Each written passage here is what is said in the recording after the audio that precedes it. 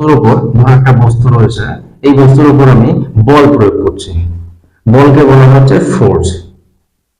এই বস্তুর উপর বল প্রয়োগ করার ফলে বস্তুটির জায়গা পরিবর্তন করছে, অর্থাৎ বস্তুটি এক জায়গা থেকে অন্য জায়গায় পরিবর্তন। আমরা সাধারণত নিউটনের প্রথম গতি সূত্র অনুযায়ী কি বলেছে, যে বল প্রয়োগ না করলে স্থির বস্তু চিরকাল স্থির থাকবে আর গতিশীল বস্তু চিরকাল সমবেগে সরলরেখা বরাবর চলবে। তাহলে বল প্রয়োগ করে তবেই না বস্তুর স্থান পরিবর্তন হবে। ধরে নিই আমি এই বস্তুর স্থান পরিবর্তন হচ্ছে ডি, অর্থাৎ ডি ফর সরণ, যেটাকে বলা হচ্ছে ডিসপ্লেসমেন্ট। ডিসপ্লেসমেন্ট, আচ্ছা, এর পরিমাণ বল প্রয়োগ করছি, সরণ হচ্ছে ডি। আচ্ছা, এখানে বল ধরে নিই এফ প্রয়োগ করছি আর সরণ হচ্ছে ডি। এক্ষেত্রে যদি কৃতকার্য, অর্থাৎ কৃতকার্য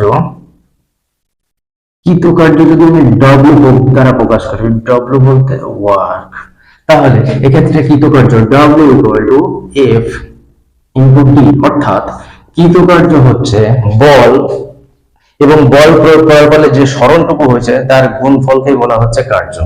এক্ষেত্রে W সমান সমান এফ ডি cos থিটা, এটা একটা রূপ কার্যের। আরেকটা ব্যাপার একটু জানি, যে লম্বভাবে যদি কখনো কার্য করা হয় যে কোনো কাজের ক্ষেত্রে, ধরি আমি লিফটে সুটকেস নিয়ে উঠছি, সেক্ষেত্রে আমার দ্বারা কৃতকার্য কতটা হচ্ছে। আচ্ছা,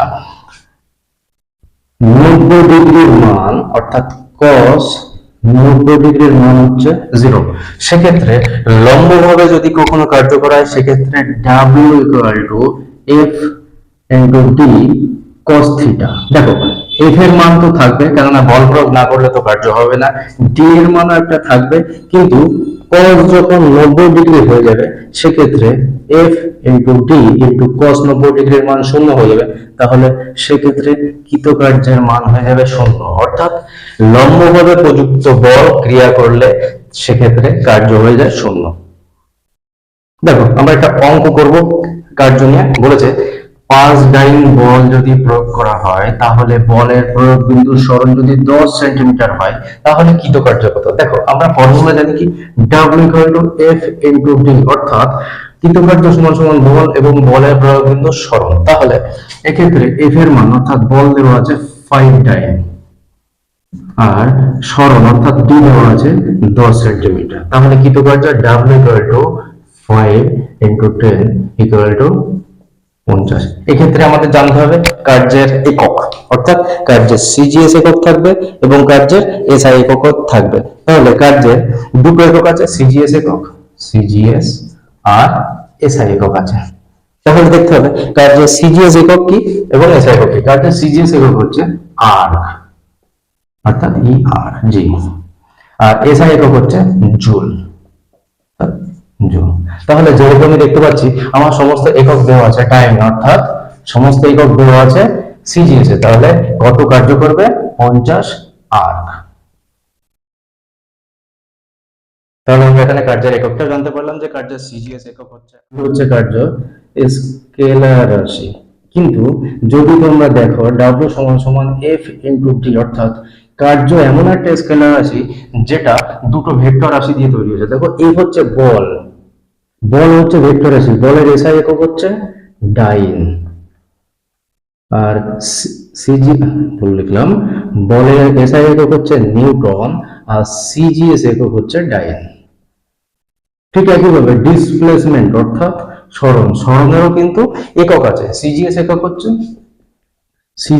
হচ্ছে সেন্টিমিটার, এসআই একক হচ্ছে মিটার। এটা কিন্তু ভেক্টর রাশি। এবার বলি স্কেলার রাশি কি ভেক্টর রাশি কি। দেখো স্কেলার রাশি হচ্ছে যে রাশির মান আছে কিন্তু দিক নেই, তাকে স্কেলার রাশি বলবো, আর যে রাশির মান এবং দিক দুটোই থাকবে তাদেরকে বলবো ভেক্টর রাশি। এক্ষেত্রে কার্যের শুধুমাত্র মান আছে, কোনো দিক নেই, তাই কার্য একটি স্কেলার রাশি। কিন্তু কার্য তৈরি হচ্ছে কাকে কাকে নিয়ে, বল এবং সরণ, এই দুজনকে নিয়ে। তাহলে এখানে বল একটা ভেক্টর রাশি, সরণ একটা ভেক্টর রাশি, অর্থাৎ কার্য হচ্ছে এমন একটা স্কেলার রাশি যেটা দুটো ভেক্টর রাশির গুণফলের ফলে তৈরি হয়েছে। তাহলে এক্ষেত্রে উদাহরণ অনেক সময় দেয় যে এমন একটি স্কেলার রাশির নাম লেখো যেটি দুটো ভেক্টর রাশি দিয়ে তৈরি হয়েছে। দেখো এবার ক্ষমতা নিয়ে একটা আলোচনা করি। ক্ষমতা অর্থাৎ আচ্ছা, ক্ষমতা, তাহলে ক্ষমতাকে যদি বলি পাওয়ার, POWER পাওয়ার। আচ্ছা, ক্ষমতাকে যদি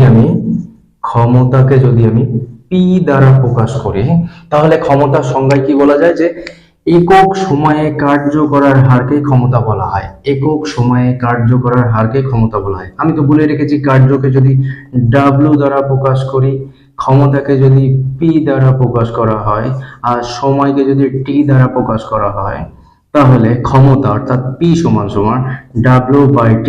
এখান থেকে অনেক অঙ্ক আসে। তাহলে ক্ষমতা কাকে বলছি? একক সময়ে কার্য করার হারকে ক্ষমতা বলা হয়। এক্ষেত্রে ক্ষমতার আবার একক আছে, সিজিএস এবং এসআই একক। ক্ষমতার সিজিএস একক আছে এবং ক্ষমতার এসআই একক আছে। আচ্ছা, ক্ষমতার সিজিএস একক হচ্ছে আর্ক। আচ্ছা, ক্ষমতা তাহলে কি? ক্ষমতার সিজিএস একক দেখতে পাচ্ছি আর্ক, আর ক্ষমতার এসআই একক হচ্ছে জুল। যেহেতু দেখো কার্যের এককও যা, ক্ষমতার এককও তাই, শুধুমাত্র দেখো টি অর্থাৎ সময়, একক সময়ে ক্ষমতা কি বলছে? একক সময়ে কার্য করার হারকে ক্ষমতা বলে। তাহলে সিজিএস পদ্ধতিতে আর্ক পার সেকেন্ড কথাটা আসবে, আর এসআইতে একইভাবে সেকেন্ড কথাটা আসবে। এখন অর্শ ক্ষমতা কি? অর্শ ক্ষমতা কি ব্যাপারটা একটু জানতে হবে। অর্শ ক্ষমতা হচ্ছে এক অর্শ ক্ষমতা, ওয়াট এবং অর্শ ক্ষমতার মধ্যে সম্পর্ক। এক অর্শ ক্ষমতা, আচ্ছা, অর্শ ক্ষমতাকে আবার হর্স পাওয়ার বলা হয়, এইচপি সমান সমান 746 ওয়াট। এটা কিন্তু দেয় যে অশ্ব ক্ষমতা অর্থাৎ হর্স পাওয়ার এবং অশ্ব ক্ষমতার মধ্যে এবং হর্স পাওয়ার এবং ওয়াটের মধ্যে সম্পর্ক কি, অর্থাৎ এক অশ্ব ক্ষমতা সমান সমান 746 ওয়াট। আচ্ছা, ক্ষমতার ব্যবহারিক একক কিন্তু ওয়াট। এই যে ক্ষমতার যে ব্যবহারিক একক আছে, ক্ষমতার ব্যবহারিক একক হচ্ছে ওয়াট। আচ্ছা, ক্ষমতার সঙ্গে বেগের একটা সম্পর্ক আছে। ক্ষমতা সমান সমান কি বলো? ক্ষমতার সঙ্গে একটা বেগের সম্পর্ক আছে, কি? বল। ক্ষমতা সমান সমান বল ইনটু বেগ। এটা হলো ক্ষমতার সঙ্গে বেগের সম্পর্ক।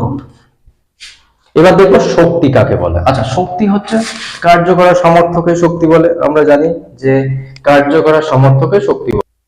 তাহলে কি বললাম? কার্য করার সামর্থ্যকেই শক্তি বলে। আচ্ছা, শক্তি অর্থাৎ যান্ত্রিক শক্তি আবার দু প্রকার, স্থিতিশক্তি আর একটা হচ্ছে, আচ্ছা, স্থিতিশক্তি অর্থাৎ 2 নম্বর হচ্ছে গতিশক্তি। গতিশক্তি। তাহলে এবার দেখি স্থিতিশক্তি গতিশক্তির রাশিমালা দেখি। ধরি কোনো বস্তুর ভর ধরো দেওয়া আছে m। আচ্ছা, অভিকর্ষজ ত্বরণ আমরা জি দ্বারা প্রকাশ করি। আর কোন বস্তুকে যদি এই উচ্চতায় তোলা হয়, তাহলে কি বললাম? কোন বস্তুর ভর মনে করি m, বস্তুর উপর অভিকর্ষজ ত্বরণ যদি জি হয়, আর বস্তুকে যদি এই উচ্চতায় তোলা হয়, তাহলে তার মধ্যকার স্থিতিশক্তি হবে mgh। এটা হচ্ছে বস্তুর মধ্যকার স্থিতিশক্তি। এবার গতিশক্তিটা দেখি।